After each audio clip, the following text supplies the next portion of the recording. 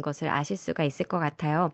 제가 노년기 건강에 대해서 리더님들께 설명을 드릴 때 어떤 부분을 특히 많이 강조를 드리느냐? 바로 내가 평생, 그러니까 정말로 노년기에 99세까지 팔팔하게 살기 위해서는요, 두 가지가 중요하다라고 말씀을 드리는데요. 한 가지는 내 다리로 움직일 수 있어야 된다라고 말씀을 드리고요. 두 번째는요, 바로 나의 똑똑하고 그리고 명석한 이 총명한 두뇌가 정말 99세까지도 역시나 열심히 일을 해야 된다라는 걸 말씀을 드립니다. 그래서 이 두 가지, 바로 오늘의 주제는요, 우리가 99세까지 팔팔하게 살 수 있도록 나의 지금의 뼈 건강과 그리고 지금의 나의 두뇌를 유지를 하는 데 도움을 드릴 수 있는 두 가지, 칼슘과 그리고 은행잎 추출물에 대해서 알려드리려고 해요.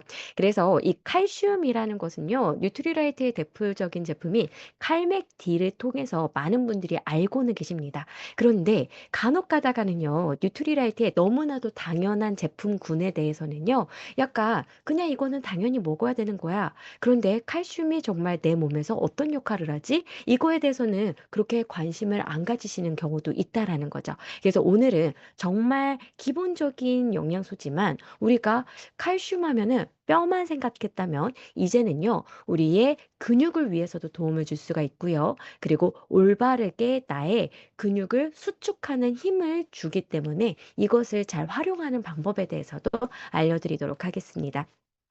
그래서 내가 나의 몸을 잘 움직이고자 한다라면은요, 세 가지의 영양소가 중요하죠. 바로 관절과 관련이 되어 있는 글루코사민과 MSM이 중요합니다. 그리고 두 번째는요, 이 관절 주변을 둘러싸고 있는 근육의 힘도 중요하기 때문에 단백질도 우리는 충분히 섭취를 해주셔야 되겠죠. 그리고 이 관절이라는 부분을 누구를 연결을 하기 위해서 존재를 하는 것이냐? 바로 뼈와 뼈 사이를 연결하기 위한 곳이기 때문에 이 뼈 자체도 튼튼해야 비로소 내가 평생을 내 다리로 잘 움직일 수가 있다라는 거죠. 그래서 이 뼈 건강이 굉장히 중요한데요. 이 뼈를 구성하고 있는 대부분의 미네랄은 무엇으로 구성이 되어 있느냐? 바로 칼슘으로 구성이 되어 있습니다. 그래서 이 칼슘에 대해서 우리는 중요하다라고 생각을 해서 매일마다 잘 먹으려고 노력을 하는데요. 일반적으로 한국인의 기본적인 식사 습관을 보시게 되면은요, 내가 하루에 필요하다라고 하는 칼슘의 요구량, 권장 섭취량의 절반도 내가 한국인들은 식사를 통해서는 잘 섭취를 할 수가 없다라고 되어 있어요. 그래서 우리가 기본적으로 뼈 건강을 위해서 무엇인가를 먹는다 하면은요, 우유를 대표적으로 말을 하고요. 이러한 보조적인 다른 것이 없이는 일반적인 식사를 통해서는 좀 먹기가 힘든 게 바로 칼슘입니다. 그래서 칼슘은 사실은 뉴트리라이트 제품을 섭취하신다라고 하시는 누군가가 있다라면은 누구나가 다 섭취해야 되고 보충을 해야 되는 영양소임에는 틀림이 없어요. 그래서 아까 말씀드린 것처럼 바로 뼈를 구성하고 있는 대부분의 영양소는 바로 칼슘으로 구성이 되어 있습니다. 그래서 우리가 뼈 하면은요, 비타민 D와 함께 칼슘이 많이 강조가 되고 있죠. 그리고 두 번째로는요, 바로 근육을 수축해라 라는 명령은 바로 칼슘이 내리고요. 그리고 근육을 이완해라 라고 하는 신호는 바로 마그네슘이 내줍니다. 그래서 이 칼슘 같은 경우는 근육을 움직이는 하나의 화학적인 스위치의 역할을 하기 때문에 칼슘이 부족하게 되면은 내가 지금 움직이고 싶은데 제대로 움직이지 못해. 이러한 상황이 일어날 수가 있다라는 것이죠. 그리고 우리의 심장도 누가 이것을 펌프를 하는 데 신호가 되느냐? 바로 이 칼슘이 하나의 신호 물질이 될 수가 있습니다. 그래서 나의 혈중의 1% 정도가 칼슘이 떠돌아다니는데요. 그 이유는 바로 이러한 근육이라든지 신경이라든지 아니면 나의 심장을 박동을 하는 데에 스위치의 역할을 하기 때문에 굉장히 중요한 스위치 미네랄이다라고 기억해 주시면 될 것 같아요. 세 번째는요, 바로 혈액 응고를 하는 데 특별한 인자로서 이제 존재를 합니다. 그래서 우리가 프로트롬빈이라고 하는 단백질이 혈액 응고를 하는 데 사용이 된다라는 것을 알고 있는데요. 바로 이것을 만들 때 최종적으로 꼭 필요한 미네랄 중에 하나가 바로 이 칼슘이에요. 그래서 내가 계속적으로 피가 멈추지 않고 줄줄줄 흐른다면 나중에는요, 혈액이 부족한 상황도 있을 수가 있잖아요. 그래서 일부는 바로 혈액의 응고에 꼭 필요한 미네랄로서 작동을 하는구나라고 기억해 주시면 될 것 같아요. 마지막으로는요, 바로 신경 전달 물질을 작용을 시킬 때에도 바로 이 칼슘이 하나의 채널로서 사용이 됩니다. 그래서 우리가 평안한 마음을 가질 때 마그네슘이 중요해요라고 했을 때요, 그 반대적인 작용에서 뭔가가 움직이고 활력을 가져다 주는 데서는 또 칼슘이 작용을 하기 때문에 칼슘도 마그네슘도 항상 균형적으로 잘 섭취를 해야겠구나라고 기억해 주시면 되겠습니다. 그래서 내가 섭취하고 내 몸에서 대부분의 이용이 되는 칼슘들은 대체적으로 다 뼈에 저장이 되어 있다라고 보시면 되세요.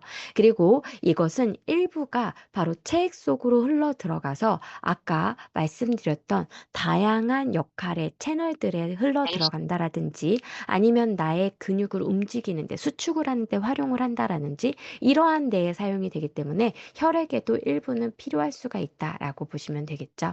그래서 우리의 칼슘은 뼈에 저장이 된 채로 시멘트처럼 그대로 굳어져서 가만히 있는 것처럼 보이실 수는 있어요. 하지만 끊임없이 파괴되고 생성되고 파괴되고 생성되고 일부는 혈액에도 흘러들어가고 이렇게 끊임없이 움직이고 있다라는 것도 함께 생각해 주시면은 내가 나중에 나이가 들어서 점점 뼈가 왜 줄어들까라고 생각했을 때 바로 파괴되는 힘이 더욱더 높아지고 그리고 생성이 되는 힘이 줄어들었기 때문이다라고 기억해 주시고요. 우리가 파괴되는 힘을 좀 줄여주려고 노력하시고요. 그리고 생성이 되는 양은 늘려주기 위해서 어떤 영양소가 필요한지는 뒤에서 함께 설명을 드리도록 하겠습니다. 그래서 이 칼슘이라는 것은 그래, 내가 뭔가가 활동을 할 때, 그리고 수축을 할 때, 그리고 나의 뼈를 올곧게 만드는데 너무나도 중요해. 그래서 이것을 음식으로 먹고자 많은 분들이 노력을 하실 텐데, 대체적으로 우리나라 사람들은요, 권장 섭취량이 750에서, 그리고 자라나는 청소년들은 900mg까지 필요한데요. 이것의 대체적으로 60% 정도를 채우고 있기 때문에 대부분은 40% 정도, 거의 50%에 육박하죠. 이 정도가 다 비어있는 상태다, 모자른 상태다라고 보시면 되세요. 그래서 내가 일반적인 식사에서는 좀 모자랄 수 있는 40% 정도는 바로 특별한 음식을 추가적으로 섭취하심으로써 보충을 하려고 노력을 해주시면 되겠습니다. 그러면 일반적으로 내가 1회 분량으로 음식을 먹었을 때 어느 정도의 칼슘을 먹을 수가 있을까? 대체적으로 우리가 많이 필요한 게 청소년들이잖아요. 우리 자라나는 청소년들을 키우고 계시는 분들이라면 우리 아이들이 지금 900mg이 필요합니다. 하지만 일반적인 식사에서는요, 450에서 500만 채우기 때문에 나머지 400을 그러면 어떻게 채울 것인가?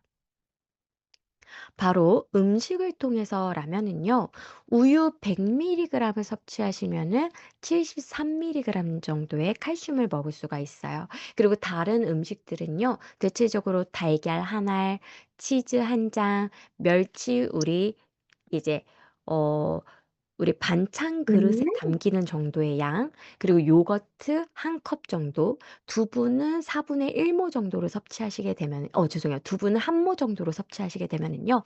지금 보여지는 이 정도의 칼슘을 섭취하실 수가 있기 때문에 사실은 우유와 같이 정말 칼슘의 보고라고 하는 이런 음식이 아니고서는요. 대체적으로 충분한 양을 보충하기는 좀 어렵다라고 보시겠습니다.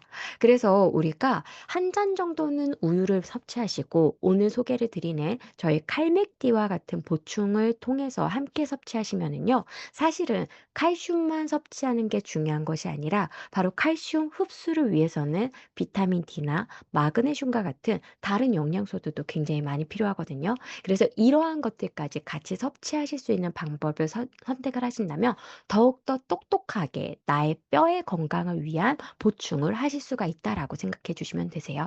그래서 그래서 한국인들이 이러한 식습관을 잘 갖춰야 되는데 사실은 매 끼니마다 달걀 드시고 멸치 드시고 두부 드시고 이렇게 해도 좀 부족할 수가 있거든요. 그래서 이러한 결과로 어떤 결과가 오느냐? 바로 나이가 들면 들수록 우리의 골량은요, 점점점 줄어들게 되어 있습니다. 그래서 90세가 되면은 거의 내가 최대 골량의 거의 40% 정도만 남은 모습을 보실 수가 있어요. 그래서 내가 정말 나의 올곧은 허리로 내가 평생을 잘 걸어 다니겠다 하신다라면은요, 최대 골량을 쭉 높여놓는 거, 미리 30대까지 쭉 채워넣는 것도 너무나도 중요합니다. 그리고 이것이 급격하게 떨어지는 지점부터는요, 내가 이것을 채워넣겠다라는 생각으로, 그리고 이것이 빠르게 소진이 되는 것을 막아주겠다는 생각으로 거기에 도움이 될 수 있는 영양소를 꾸준히 매일마다 섭취해 주시는 게 너무나도 중요하다라고 보시면 되세요. 그래서 젊은 시절에 내가 30대까지 잘 채워놨어요. 그런데 내가 60대가 되면은 남성분들은요, 내가 최대치로 채워놓은 것의 15% 정도가 감소하고요. 여성분들은 더 빨리 감소해요. 25% 정도가 감소가 되어 있는 상태입니다. 그런데 80대가 되면은요, 남성분들은 30%까지 손실이 되는데 여성분들은 최고로 많이 손실되시면 50%까지 손실이 된다라는 결과예요. 그래서 우리가 이렇게 빠르게 감소하는 이유 중에 하나는 바로 여성 호르몬의 보호를 더 이상 받지 못하는 결과라고 보시면 되거든요.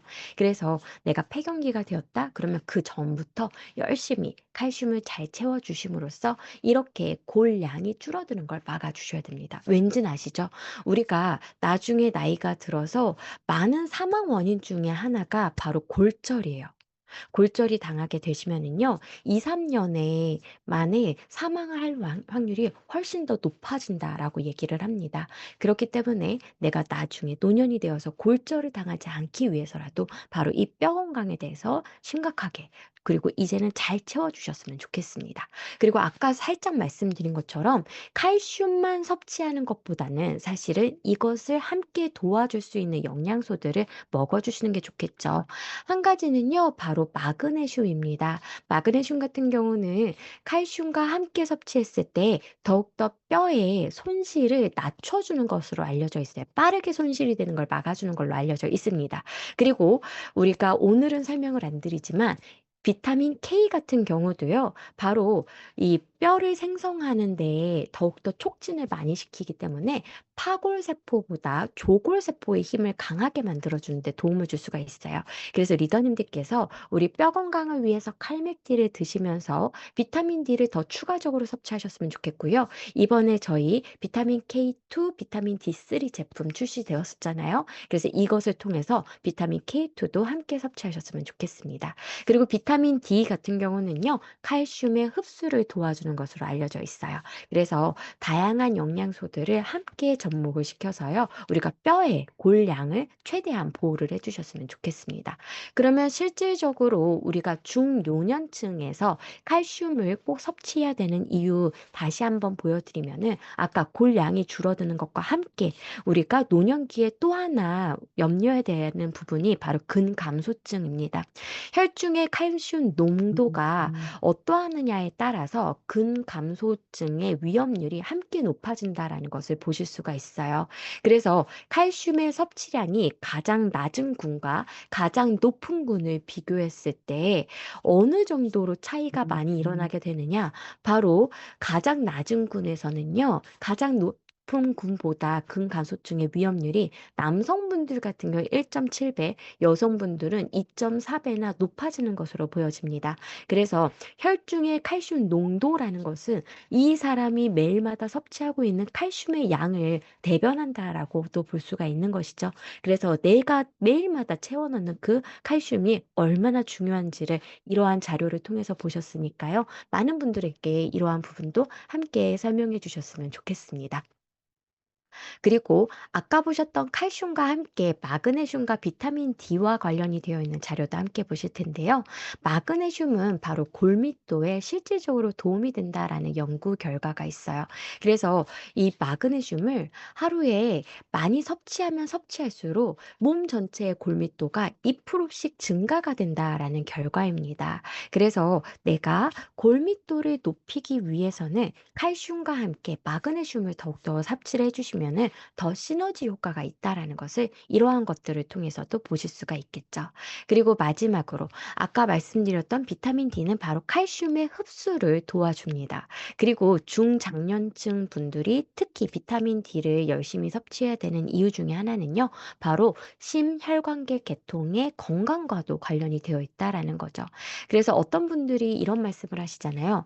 우리가 단 하나의 영양소를 선택을 한다라면은 비타민 D를 섭취해야겠다라고 말씀을 하시는 분들도 있습니다. 왜 그러느냐? 바로 비타민 D는 지금까지 알려지지 않은 역할이 너무나도 다양하고 파고 파고 파도 끊이지 않는다라는 거예요.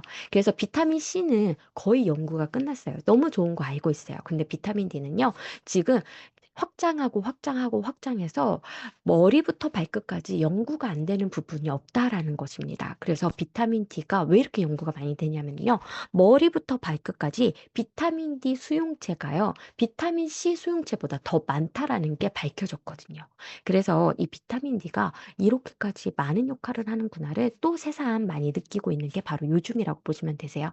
그래서 최근에 많은 연구가 되어 있는 것 중에 네 가지가 대표적이라서 가져고 왔는데요. 비타민 D는 물론 아까 말씀드린 것처럼 칼슘의 흡수를 도와줍니다. 그리고 또 한 가지는요, 바로 비타민 D는 우리의 혈관의 내피세포를 확장을 시켜줘요. 혈관이 확장이 된다라는 것은 그만큼 혈류의 흐름이 원활해진다라는 것을 보여주죠. 그리고 여기에서 끝나지 않고요. 바로 염증성의 인자를 줄여주는 것으로 알려져 있습니다. 그래서 이러한 것들이 접목이 되어서 바로 심혈관계 계통의 건강에 비타민 D가 도움이 된다라는 게 최근의 연구 결과예요.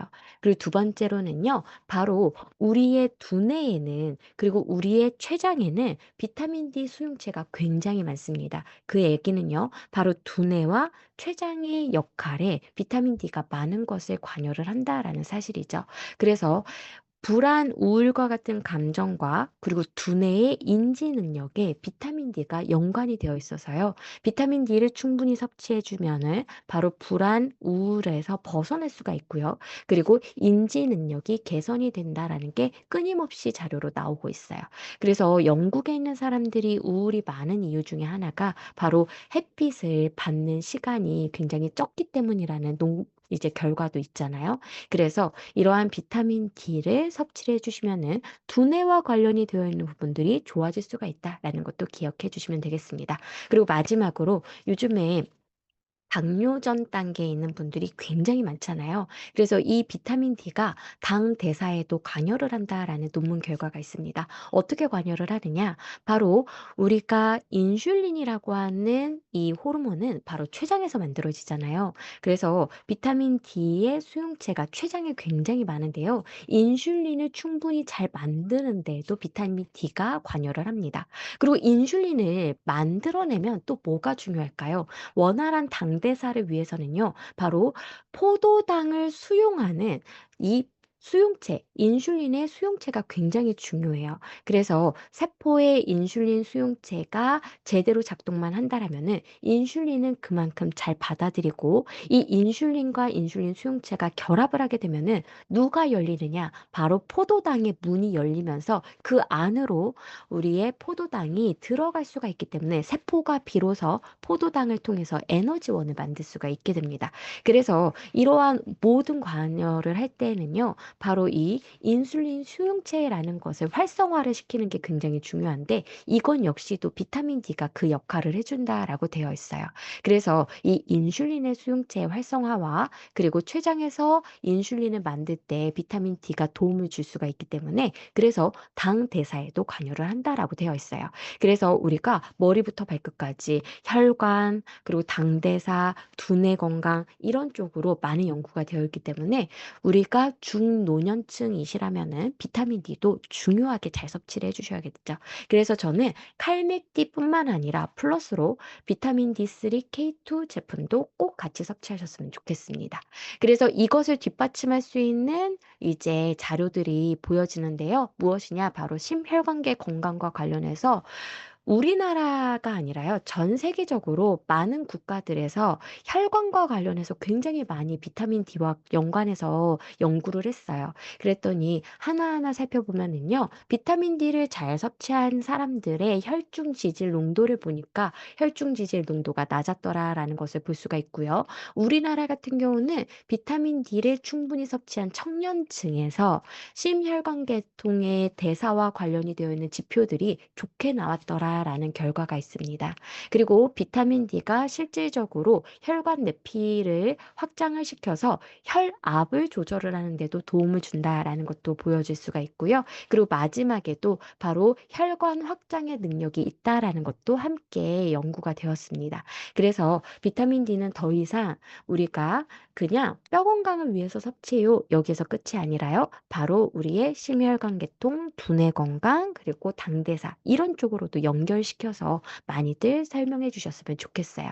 그래서 여기까지 칼슘을 도와줄 수 있는 마그네슘과 비타민 D도 함께 알아보셨습니다. 그렇다면은 우리가 평상시에 이러한 영양소들과 함께 섭취하는 것 외에도 다르게 칼슘을 잘 섭취할 수 있는 방법이 무엇일까? 첫 번째는요, 바로 칼슘을 먹되 칼슘을 먹은 게 헛되이 쓰이지 않도록 잘 관리하는 방법입니다. 무엇이냐? 칼슘을 잘 섭취했어요. 그런데 너무 짜게 섭취하시면은요, 어떻게 될까요? 그대로 같이 배출이 돼버립니다.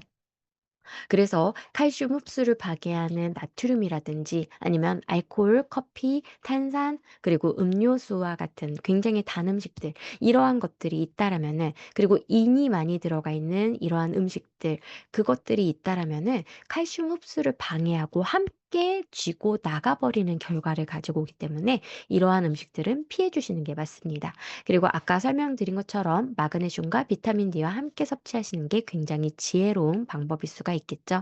그리고 이 뼈 건강을 위해서는요, 비타민 D, 마그네슘뿐만 아니라 콜라겐, 비타민 C, 비타민 K도 함께 신경 써서 섭취하시는 게 좋습니다. 사실은 뼈 하면은 단단하다라고 생각하실 수가 있겠지만, 아까 말씀드린 것처럼 계속적으로 순환의 구조를 갖고 있어요. 그래서 상상을 해보시면은요, 이 콜라겐 덩어리에 칼슘이 붙어 있는 거라고 생각해 주시면 되겠습니다. 그래서 뼈 건강을 위해서는요, 콜라겐이라는 것도 우리의 뼈를 지탱하고 있는 힘 중에 하나이기 때문에 칼슘만 잘 섭취하시는 것보다는요, 이 콜라겐도 함께 보충을 해주심으로써 뼈를 더 올곧게 만들어 주시는데 힘을 실어 주시면 좋겠어요. 그래서 우리가 콜라겐도 신경 써서 섭취해 주셔야 되겠죠. 그리고 비타민 C 같은 경우는 콜라겐 생성을 도와주는 영양소이기 때문에 함께 섭취하시면 더욱더 좋습니다. 그리고 마지막으로 비타민 K 같은 경우는요, 바로 아까 말씀드린 것처럼 조골세포의 활성화를 도와줄 수가 있기 때문에요, 뼈 건강에 도움을 훨씬 더 많이 줄 수가 있겠죠. 그래서 우리 비타민 K, 비타민 C, 콜라겐도 함께 알아보면서 이 칼슘과 관련이 되어 있는 정보들 정리 드렸습니다. 지금부터는요, 두뇌, 우리의 이 지금의 총명한 이러한 기억들을요, 온전히 99세까지 가져가실 수 있게끔 어떤 영양소의 도움이 필요한지 함께 알아보도록 할게요. 사실은 이 인지와 관련이 되어서는요, 우리가 항상 두려움이 있어요. 뭔가 저는 간혹 가다가 제 핸드폰을 집에서 그렇게 잘 잃어버려요. 리더님들도 그러실까요? 네. 그래서 이 핸드폰을 제가 매일 두는 장소가 아닌 곳에 놓으면은요, 정말 냉장고 속에도 들어가 있고요. 그리고 아이들 뭐 꺼내준다고 옷장 같은 데 열었다가는 거기 안에도 같이 들어가 있을 때가 있어요. 그리고 하루 종일 그거 찾느라 한 10분, 15분 아침마다 정말 바쁠 때가 많았었거든요. 그럴 때마다 제가 생각을 합니다. 내가 지금 이거 좀 큰일 난 거 아닌가? 그런데 리더님들 그거 아시죠? 건망증과 그리고 인지기능 저하 같은 경우는요, 좀 차이가 있어요. 건망증 같은 경우는 내가 아까 옷을 꺼내려다가 여기에 넣었지라는 게 생각이 나면 그거는 그냥 건망증이에요. 그런데 인지기능 장애 같은 경우는 무엇이냐? 바로 내가 여기에 놓았던 것이 도무지 생각이 안 나는 것. 그것이 바로 인지기능 장애라고 보시면 되겠습니다. 그래서 저는 이렇게 비유를 하거든요. 커다란 이제 기억의 주머니가 있는데요. 너무 내가 정신없이 살다 보니까 이 기억 주머니가 꽉 찬 거예요. 그래서 뭐를 넣으려고 하면은 다른 기억을 꺼내서 다시 새 기억을 넣어야 할 때 이것은 건망증이라고 보시면 됩니다. 그런데 이 기억 주머니에 구멍이 뚫려서요. 이게 복구가 안 되는 것. 이게 바로 인지기능 장애라고 보시면 되세요. 그래서 이것과 관련이 되어서는 굉장히 많은 이제 영상 매체를 통한 영상들도 많이 제작이 되었죠. 그래서 영화 같은 경우는요, 현실을 비추는 창입니다. 그래서 우리가 내 머릿속에 지우개라든지 아니면 노트북이라든지 이런 거를 굉장히 감명 있게 보면서도 굉장히 안타깝잖아요. 그런데 거기 보여지는 모습들은요, 전혀 없는 허구의 내용이 아니라 현실에 있는 내용을 모티브 삼아서 영화화가 되었기 때문에 사실은 멀리 있는 일은 아니라는 거죠. 그래서 우리에게 가까이 다가올 수도 있기 때문에요. 항상 나의 이 기억을 온전히 갖기 위해서라도 매일마다 도움을 받을 수 있는 부분이라면 항상 우리가 해주시는 게 중요하다라는 거예요. 그래서 오늘은 제가 물론 영양소와 관련이 되어 있는 정보들도 드리지만 평상시에 내가 어떠한 생활 습관을 가져가야 되는지 그것도 함께 설명을 드리도록 하겠습니다. 그래서 이 기억이라는 것은요, 사실은 우리의 두뇌 전반에 다 저장이 되어 있다라고 보시면 되세요. 그래서 내가 축두엽에 문제가 생기게 되면은요, 축두엽에 주로 기억이 되어 있던 길이라든지 언어와 관련이 되어 있는 게 서서히 잊어지게 되는 것이고요. 그리고 전두엽 쪽에 뭔가 기억과 관련이 되어 있는 부분이 문제가 생긴다라고 하면은요, 나중에 내가 뭔가 판단을 내려야 되고 그리고 도덕적으로 행동을 해야 될 때 그 행동을 못할 수도 있다라는 사실이죠. 그래서 이 내가 어떠어떠한 부분들에 문제가 생기느냐에 따라서도 그때그때마다 기억이 잃어가기 때문에 이분이 행동하는 게 좀 어려워지는 부분이 다 다르게 나타날 수가 있습니다. 그래서 대체적으로 저도 한순간도 있기 싫다라는 생각이 드는데 바로 우리나라 사람들의 대부분의 분들에게 설문조사를 하게 되면은요, 인지기능장애는 누구나가 다 두려워하는 병이라고 보시면 되세요. 그래서 대체적으로 예전에는요, 암을 가장 좀 무서워하셨을 것 같아요. 왜냐, 치명률이 너무나도 높았기 때문이죠. 근데 요즘에는요, 고칠 수 없는 암은 없다라고 의사 선생님들이 그렇게 말씀을 하실 정도로요. 요즘에는 치료약도 신약이 많이 개발이 되고 있어요.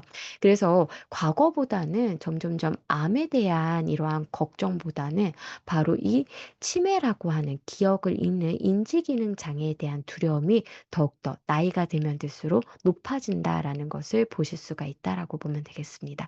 그래서 이 인지기능 문제는 비단 아까 보신 앞장을 보시면은 사실은 그 20 대부터 40 대까지는 치매에 대해서 그렇게 심각하게 생각을 안 하거든요. 그런데 당장 내 주변의 사람들이 이러한 기억을 잃는 사람들이 생긴다라면은 그때부터 두려움이 커지잖아요.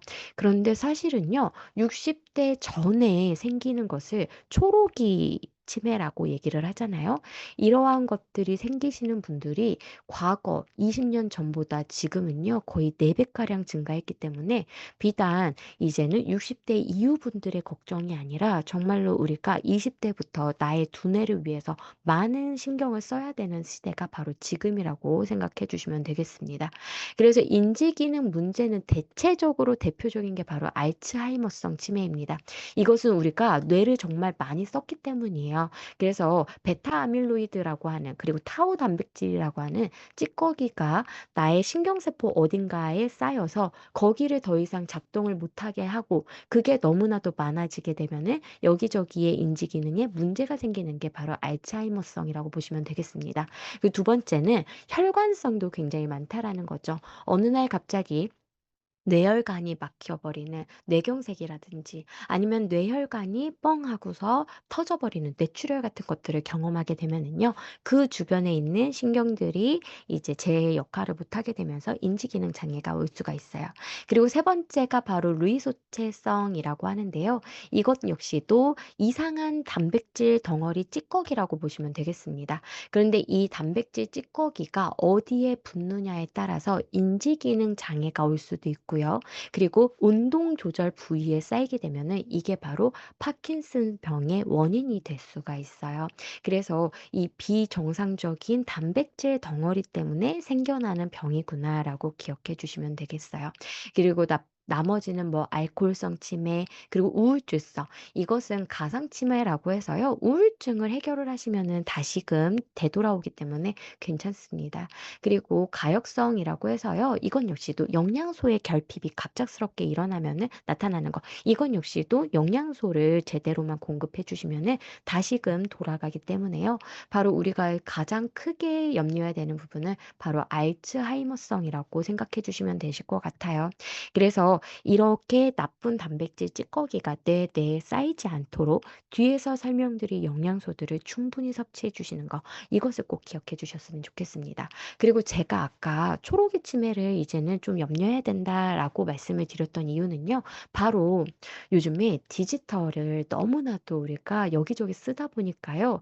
기억을 저장했다가 출력하는 버릇이 없어졌다라는 거예요. 그래서 대체적으로 저도요. 옛날에는 삐삐 시대 그쵸? 우리 삐삐 시대 때는 삐삐 번호를 기억하는 거 굉장히 많았고요. 그전에 우리 전화번호부 시대에는요. 그냥 머릿속에 외우고 있는 전화번호가 거의 20개는 됐었어요. 그래서 어느 공중전화를 가든 갑자기 내가 연락해야 될 때 막 누를 수 있게끔. 근데 지금은요. 저희 딸 이렇게 핸드폰 생겼는데 번호를 외우는 게 귀찮더라고요 이제는. 그러니까 내가 정말 번호를 외우는 사람들이 손에 꼽을 정도로 적어진 게 사실입니다. 그리고 내비게이션도 너무 편리해요. 그래서 옛날에는 우리 지도 펴고도 막 다녔었고요. 그리고 이 지도 안 보고도 그냥 갈 수 있게끔 "여기는 어떻게 가는 거야?" 이렇게 외웠었어요. 근데 지금은요. 내비게이션의 노예처럼 아는 길도 괜히 그냥 따라가게 되는 이러한 것들. 이러다 보니까 우리는 요즘에 영츠하이머라든지 그리고 디지털 치매와 같이 더 이상 나의 뇌를 쓰지 않아서 그 부분이 활성화가 되어 있지 않은 그러한 상황이기 때문에 우리의 뇌가 젊었을 때 굉장히 많이 활용을 해 놓으면요. 사실은 어떤 부분에 부분적으로 문제가 생겨도 큰 일은 생기지 않을 거예요. 근데 문제는 너무 이 뇌를 적게 쓰게 되면은요. 어떤 부분에 문제만 생겨도 너무 큰일이 될 수가 있다라는 거죠. 그래서 이제는 두뇌를 내가 일부러라도 쓰려고요. 일부러 외우시고 해야 되는 훈련을 해야 되는 상황이라고 보시면 되겠습니다. 그래서 인터넷과 같이 편리한 기능을 많이 쓰다 보면요. 어때요? '아 뭐 치려고 내가 이거 켰지?' 네. 이것까지도 내가 생각이 안 날 수도 있다라는 거예요. 그래서 자꾸 입력하고 꺼내는 작업을 하는 것을 우리는 생활화를 해 주시는 게 좋습니다. 그래서 우리가 뒤에서는 영양소에 대해서 말씀을 드리지만 우리가 나의 인지 기능을 계속적으로 총명한 상태로 쭉 가져가기 위해서는 어떤 노력들이 필요할까? 첫 번째는 이거예요. 디지털을 활용을 하시더라도요. 이것을 풍성하게 활용을 해 주셨으면 좋겠습니다. 뒤에서 제가 어떤 자료를 보여줄 텐데 이게 굉장히 신기하더라고요. 노년기에 있는 분들에게 디지털을 어떻게 활용하는지를 가르쳐 드렸어요. 그랬더니 우리 젊은 세대들은 디지털을 활용하는 게 오히려 인지 기능을 저하를 시키는 원인이지만 이분들은요. 새로운 걸 배우고 그리고 손동작 뭔가 평소에 하지 않던 것을 하다 보니까요. 오히려 두뇌의 여기저기가 활성화가 되었다라고 되어 있거든요. 그래서 우리가 디지털을 활용을 하더라도요. 그냥 클릭 한 번 하고 멍하니 보고 이것이 아니라 다반면으로 '이건 뭐지? 저건 뭐지?' 계속적으로 활용하는 방식으로 사용을 하시는 게 굉장히 도움이 될 수가 있습니다. 그리고 지금부터 생활 습관을 하나씩 보여 드릴 텐데요. 첫 번째는 너무나도 오랫동안 앉아 있지 않기. 그러니까 내가 1 시간 앉아 있었으면은요. 의도적으로 15분 정도는 계속적으로 걸어 주는 거. 이러한 것들이 굉장히 필요하다라는 거죠. 그래서 앉아 있는 시간이 길어지면 길어질수록 우리의 측두엽의 두께가 점점 얇아진다라는 거예요. 그래서 우리가 움직이는 것을 생활화를 하게 되면은요, 나의 두뇌의 피지의 크기도 단단하게 커질 수가 있기 때문에 이러한 부분들을 기억해 주시면 되겠습니다. 그리고 두 번째는 사회생활이 부족할수록 회백질이 감소한 것으로 어디로? 나와 있어요. 그래서 우리가 친한 사람들과 다양한 내용으로 대화를 자주자주 하시는 거, 이것이 우리의 두뇌를 유지하는 데 도움을 줄 수가 있기 때문에 사회생활을 많이 하시면 좋겠죠. 우리 리더님들께서는 굉장히 축복의 자리에 있는 거예요. 그쵸? 항상 누군가를 만나시고 항상 대화를 하시기 때문에. 그리고 세 번째, 이게 굉장히 중요하겠죠. 바로 수면 부족입니다. 그래서 제가 예전에 이러한 두뇌와 관련이 되어 있는 자료를 만들 때 설명을 드렸던 건데요. 바로 수면 박탈 실험이라는 것을 어떤 사람이 했었어요. 그래서 이 사람이 수면 박탈 실험을 하는데 어떻게 하느냐? 카페인이나 이런 거 없이 11일 정도를 수면을 안 취하고요. 계속 버텨요. 근데 나중에는 어떻게 되느냐? 바로 눈이요. 제어가 안 돼서 따로따로 놀기 시작을 해요. 그리고 헛것을 보는 환시를 보기 시작을 합니다. 그래서 사람들이 이제는 잘하고 딱 이제 어 수면을 취하게끔 했었는데 거기에 이제 실험이 종료가 된 거죠. 그래서 한 23시간을요 내리잤다라고 해요. 그랬을 때 다시 수면 박탈 이전의 상태로 뇌가 회복이 거의 다 되기는 했지만 그것이 아직도 트라우마로 남아 있다라고 되어 있어요. 그래서 이 수면을 잘 안 취하는 것이요. 나의 뇌에는 굉장히 영향을 많이 주고요. 안 좋다라는 것을 그러한 수면 박탈 실험을 통해서 알 수가 있습니다. 그래서 수면이 부족하게 되면은요. 바로 회백질의 이제 두께가 감소하는 것으로 되어 있고요. 그리고 우울이나 불안이나 그리고 문제 해결과 의사결정 기능이 떨어지는 것을 알 수가 있어요. 근데 사실은 우리 리더님들 내가 스트레스 때문에 하루 이틀만 안 주무셔도요, 이거는 바로바로 느끼실 수가 있잖아요.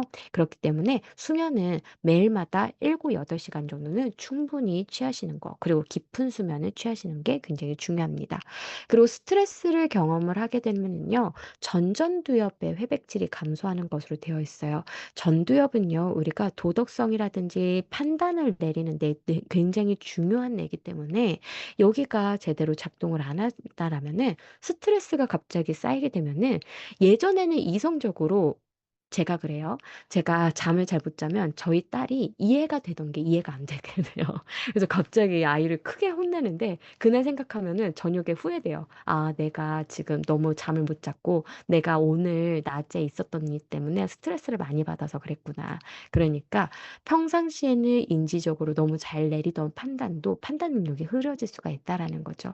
그래서 이 스트레스를 많이 이제 받는다라고 하면은요. 이건 역시도 코티솔이 과량 분비가 되고 알츠하이머성 치매에 걸릴 위험률이 같이 높아지는 경우가 생기기 때문에 스트레스를 많이 받으신 분들 같은 경우는 오늘의 스트레스는 내일까지 가져가지 않으시고요. 오늘 꼭 해결을 하고서 주무시는 걸로. 그래서 제가 좋아하는 여론 데에 많이 인용하는 성경 구절 중에 하나가 오늘 분을 냈다면 그 사람과 오늘 당장 화해를 하고 해결을 하라라는 성경 구절이 있어요. 그래서 '아 이게 진짜 과학적으로도 많구나.'라는 생각을 많이 하는 때가 바로 이런 것입니다. 그래서 내가 스트레스를 최대한 안 받으려고 노력을 해 주셔야 되겠죠. 제가 이 말을 하면은 많은 분들이 이렇게 말씀하세요.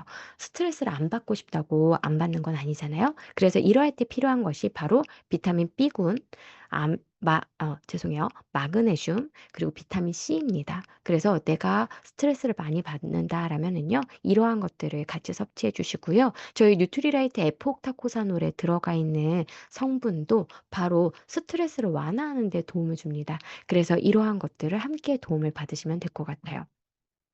그리고 아까 디지털 기기를 올바르게 사용해야 된다라고 말씀을 드렸었죠.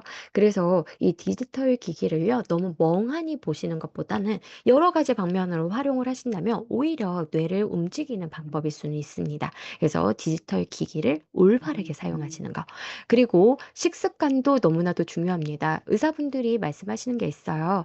우리가 건강한 음식, 건강하지 않은 음식 너무나도 잘 알고 있습니다. 근데 정말 건강하지 않은 음식은요, 머리부터 발끝까지 영향을 안 미치는 데가 없다라는 거예요. 장까지 이러한 음식들은 다 영향을 미치잖아요. 음. 그래서 음. 트랜스 지방산이라든지 정제당, 그리고 포화 지방산, 그리고 술이라든지 이게 알코올이겠죠. 알코올이 예전에는 포도주 한두 잔은 괜찮다라고 얘기했었는데, 이제는 그것도 바뀌었잖아요. 아예 한 잔도 안 된다. 알코올은 이제 좋은 게 아니다라고 되어 있기 때문에 이러한 것들은 좀 우리가 이제 주의하시고 안 드시는 게 좋겠죠. 그리고 마지막으로 식품 첨가물 같은 경우도 장내 세균총의 불균형을 유발을 하기 때문에 장뇌축이라는 거에 영향을 줍니다. 그래서 뇌의 건강이 안 좋으면은요, 우리의 장이 탈이 나잖아요. 반대로요, 장 건강이 안 좋으면요, 우리의 뇌에 영향을 주기 때문에 인지 능력뿐만 아니라 감정 상태도 우리가 안 좋아질 수가 있습니다.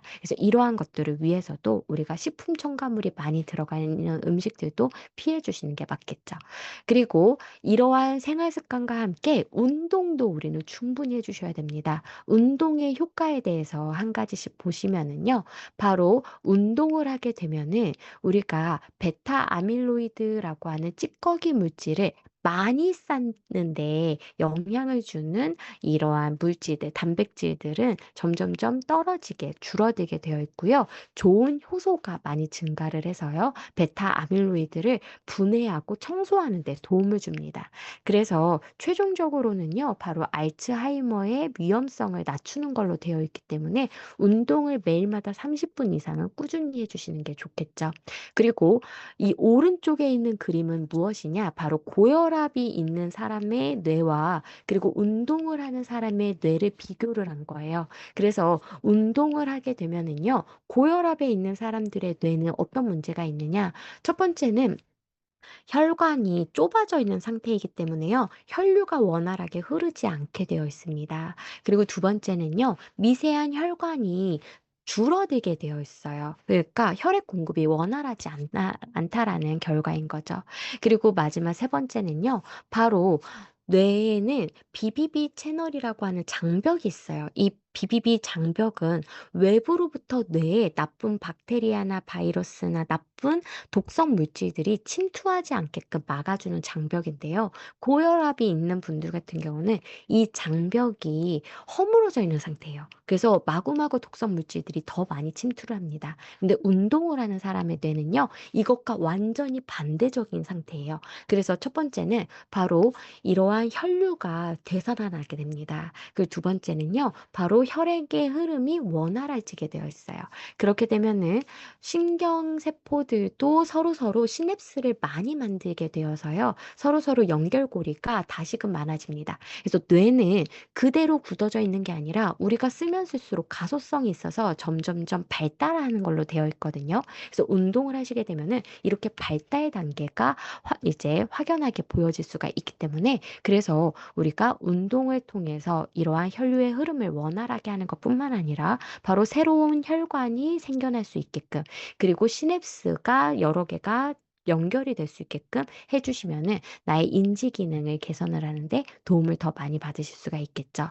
그리고 유산소 운동을 할까요? 근육 운동을 할까요? 라고 말씀을 하실 때는요, 두 가지 모두가 도움이 된다라는 것을 여기에서 보여드릴게요.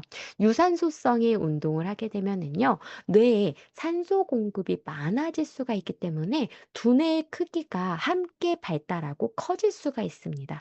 그래서 우리가 숨을 많이 들이마시고 할 수 있게끔 유산소성의 운동을 많이 많이 해주시는 게 좋겠죠.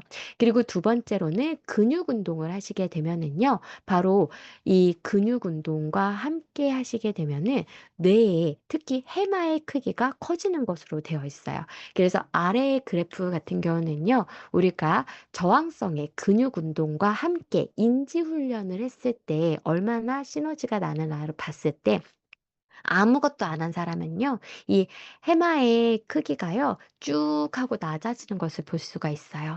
그런데 이렇게 저항성의 근육 운동과 인지 훈련을 함께 한 사람은요, 해마의 부피의 감속의 폭이 완만한 걸 보실 수가 있습니다. 그래서 내가 나이가 들면 들수록 해마의 크기가 줄어드는 것을 염려하시는 분들이라면은요, 바로 이 저항성 근육 운동과 함께 인지 능력과 관련이 되어 있는 외우기 게임 같은 거 있죠? 그러한 것들을 계속적으로 해주심으로써 나의 해마의 크기를 유지하는 데 도움 받으시면 되시겠죠. 그래서 이 인지 능력이, 인지 훈련도 함께 동반이 되면 효과가 극대화가 되는 것으로 나타나져 있어요. 그리고 아까 7에서 8시간 정도는 주무셔야 된다라고 말씀을 드렸었는데요. 그 이유는 바로 우리가 깊은 수면을 취하게 되면은 이 베타 아밀로이드라고 하는, 그리고 나쁜 뇌에서 만들어지는 찌꺼기 물질이 청소가 되는 통로가 열리게 되어 있어요. 이게 평상시에는 열리지 않게 되는데요. 이게 바로 글림프계라고 하는 관입니다. 이 글림프 관이라는 것이 평상시에 내가 활동할 때는 꽉 닫혀 있어요. 그러다가 내가 수면을 취하게 되면은요, 이분이 60% 정도가 열리면서 거기로 청소가 열심히 일어나면서요, 나쁜 물질들이 쫙쫙 빠져나가게 되어 있습니다. 그래서 이 뇌척수액이라는 게 흘러서 이것을 통해서 물 청소를 하는 것을 상상을 하신다면, 아, 그래서 내가 자야 되는구나. 깊은 수면을 그래서 취해 주셔야 된다라고 보시면 되세요. 그래서 여기 보여지는 노란색, 주황색의 이 부분이 지금 청소가 되는 부분이라고 보시면 되겠습니다. 그래서 내가 수면을 잘 취할 때 이렇게 쫙쫙쫙 청소가 되는 부분이기 때문에 반드시 잘 수면을 취해 주시는 게 좋겠죠. 그리고 수면이 부족하게 되면은요, 바로 아까 비비비라고 하는 장벽 있잖아요. 그것이 어느 정도 열려버리게 되어 있어요. 그래서 왼쪽 그림 같은 경우는 단단하게 타이트 정션을 통해서 이 뇌 세포막이 탁 결합이 되어 있는 부분인데요. 오른쪽 같은 경우는 내가 수면을 잘 취하지 않음으로써 이 타이트 정선이 해 벌어져서 그 사이로 박테리아 바이러스들이 마구마구 돌아다니는 것을 보실 수가 있어요. 그래서 내가 나의 뇌에 이러한 물질들이 침투하지 않게끔 하기 위해서도 수면을 잘 취해 주셔야 됩니다. 그리고 수면을 안 취하면 염증성의 물질들이 높아지기 때문에 이건 역시 또 두뇌를 공격할 가능성이 높아져요. 그래서 나의 뇌 장벽에 비비비라고 하는 장벽을 단단하게 만들기 위해서라도 수면을 꼭 잘 취해 주시는 게 맞겠습니다. 그래서 우리가 인지 기능과 관련이 되어 있는 영양소 무엇인가요? 라고 물어보신다면 바로 은행잎 추출물을 대표적으로 말씀을 드리는데요. 우리가 두뇌를 보호하기 위해서는 베타 아밀로이드의 축적을 억제하는 것도 중요하고요. 항산화 능력도 중요하고요. 그리고 혈류의 개선도 중요합니다. 근데 이 세 가지의 역할을 모두 다 하는 것이 바로 베타 아밀로이드예요. 베타 아밀로이드 안에는요, 식물 영양소인 플라보노이드 계열과 그리고 테르페노이드 계열, 이 두 가지의 물질이 들어가 있습니다. 그래서 이러한 물질들이 각각과 항혈전, 그래서 혈류의 흐름을 원활하게 하죠. 항염작용, 그래서 나의 혈관의, 뇌의 혈관의 벽을 보호하는 데 도움을 주죠. 그리고 공격을 할 수 있는 물질을 줄여드는 데 도움을 줄 수가 있습니다. 그리고 신경세포를 보호하는 항산화 능력까지 바로 이러한 물질들, 식물 영양소에 들어가 있기 때문에, 그래서 대체적으로 은행잎 추출물은 다양한 식물 영양소의 힘으로써 나의 뇌의 세포를 보호하고 그리고 뇌의 청소 능력을 높인다라고 보시면 되겠습니다. 그래서 젊고 건강한 사람들과 그리고 나이가 좀 있는 치매 환자들을 이제 기준으로 해서요, 각각 실험을 했는데, 둘 다 우리가 은행잎 추출물을 섭취를 시켰을 때 유의미하게 기억력을 유지를 하고, 그리고 신경정신의 증상이 개선이 된 것을 보실 수가 있다라는 거죠. 그래서 우리가 노년층에만 은행잎 추출물이 필요한 것이 아니라, 바로 인지 기능이라든지 집중 속도를 위해서라도 우리 젊은 층도 함께 섭취하셔도 무방하고 건강에 도움을 줄 수 있는 성분이다라는 것을 보여드릴 수가 있습니다. 그리고 여기에서 끝이 아니라 우리의 두뇌 건강을 위해서는요, 비타민 E와 같은 지용성의 항산화 영양소도 도움이 될 수가 있고요. 그리고 올바른 신경 전달 물질을 충분히 만들기 위해서도 단백질이 부족하지 않게끔 섭취를 해주셔야 됩니다. 그리고 비타민 B군 역시도 우리의 신경 전달 물질을 만드는 데도 도움을 주고요. 또 한 가지는 호모시스테인이라고 하는 신경세포를 공격하는 독성 물질의 농도를 낮추는 데 도움을 주기 때문에 비타민 B군도 충분히 섭취해 주시는 게 좋아요. 그리고 마지막으로 오메가3와 같은 닭과 불포화 지방산 같은 경우는요. 실제로 알츠하이머의 발병의 위험을 낮추는 것으로 알려져 있습니다. 그렇기 때문에 이 오메가3도 우리가 꾸준히 섭취해 주시는 게 좋겠죠. 그래서 이러한 영양소의 도움을 함께 받으시면 될 것 같아요. 그래서 이번에 저희가 4월에는요. 바로 두 가지 제품군에 대해서 이 프로모션이 진행이 될 예정입니다. 첫 번째 제품은 바로 뉴트리라이트의 칼맥디 제품이에요. 그래서 어떠한 제품을 프로모션을 할 때 소비자님들께 더 잘 전달을 하시려면은요, 이 제품의 키 셀링 포인트를 아시는 게 좋겠죠. 그래서 지금부터 함께 설명을 드리도록 할게요. 뉴트리라이트의 칼맥디의 칼슘은요, 바로 굴껍질에서 추출한 칼슘 분말을 사용을 하고 있고요. 여기에서 끝이 아니라 바로 해족 칼슘을 함께 선택해서 배합을 해놨습니다. 그래서 왜 굴껍질에서 그리고 해족 칼슘에서 이제 채취를 했을까? 일단은요, 굴껍질 같은 경우는 탄산칼슘이라는 것으로 존재를 하는데 이것은 전체를 봤을 때 가장 높은 비율로서 칼슘이 들어가 있어요. 그래서 다른 종류의 칼슘에 비해서 40% 정도나 되는 칼슘 함량이 있기 때문에 굉장히 높은 함량의 칼슘을 먹을 수가 있는 장점이 있다라는 것이고요. 그리고 굴껍질에서 추출을 했기 때문에 칼슘뿐만 아니라 다른 기타의 미네랄들도 함께 섭취하실 수 있는 정말 자연에서 온 칼슘이라고 보시면 되겠습니다. 그리고 해족 칼슘 같은 경우는요. 표면에 구멍이 뽕뽕뽕뽕뽕뽕 뚫려 있어요. 그래서 탄산칼슘만큼 굉장히 높은 비율의 칼슘을 이제 보유를 하고 있으면서도 그리고 용해가 잘 된다라는 장점이 있다라는 거죠. 그래서 내가 식후에 섭취해서 위산이 잘 분비가 되는 시간을 선택해서 이 탄산칼슘과 해족칼슘을 함께 섭취하시면은요, 더욱더 잘 흡수를 할 뿐만 아니라 높은 함량의 칼슘을 섭취하시기 때문에 거기에서 오는 도움이 있을 수가 있습니다. 그래서 이 식물성의 해족칼슘 같은 경우는 저온으로 가공을 했기 때문에 정말 자연 그대로를 담으려고 많은 노력을 했다라고 보시면 되겠습니다. 그래서 사람의 손길이 거의 닿지 않는 그래서 이 빌두다르라는 지역을 제가 보니까요. 몇 명 사는 줄 아세요? 저 깜짝 놀랐어요. 200명이래요. 네, 이 마을에. 정말 거의 사람의 손길이 닿지 않는 곳이라고 해요. 그래서 정말 천정 지역 그리고 그냥 이 위에서 채취하는 게 아니라 사람이 이렇게 따는 게 아니에요. 바로 심해에서 채취를 하기 때문에요. 정말 깨끗한 원료라고 보시면 되겠습니다. 그리고 엄격한 기준으로 뽑으면서도 GPS 기술로 정확하게 여기에 지금 석회 해조류가 있어라는 걸 딱 본 다음에요. 석션을 해요.